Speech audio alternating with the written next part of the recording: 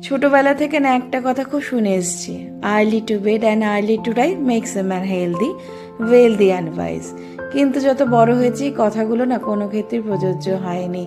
সেই রাত্রিবেলা এসে ঘুমিয়ে আবার ভোরবেলা যদি ডিউটি থাকে কার না রাগ হয়, শুধু আমার কেন? এই যে বাচ্চা বাচ্চা মেয়েগুলো সকালবেলা ঘুম থেকে উঠে এসে ডিউটি করা, সেটা না খুবই কষ্টকর। গরমকালে তো একটা ব্যাপার ঠিক আছে, কিন্তু শীতকালে সত্যি কথা, তারপর না কেউ না ব্রেকফাস্ট করে যেতে পারি না। এত সকালে কখন ব্রেকফাস্ট করব? তাই কোনো রকম ব্রেকফাস্টটা না বানিয়ে সবাই মিলে একসাথে না আমাদের অফিসে গিয়ে না খাওয়া হয়। আর ব্রেকফাস্টের টাইম থাকে সেই হয়তো দুপুর হয়ে যায়। কাজের মধ্যে এত সময় থাকে না ব্রেকফাস্ট করার। কিন্তু এই যে চা বানিয়ে সবাই মিলে একসাথে প্রত্যেকে ব্রেকফাস্ট ঢেলে খাওয়ার মজাটাই না একটা আলাদা বিষয়। তোমরা কি বলো বন্ধু?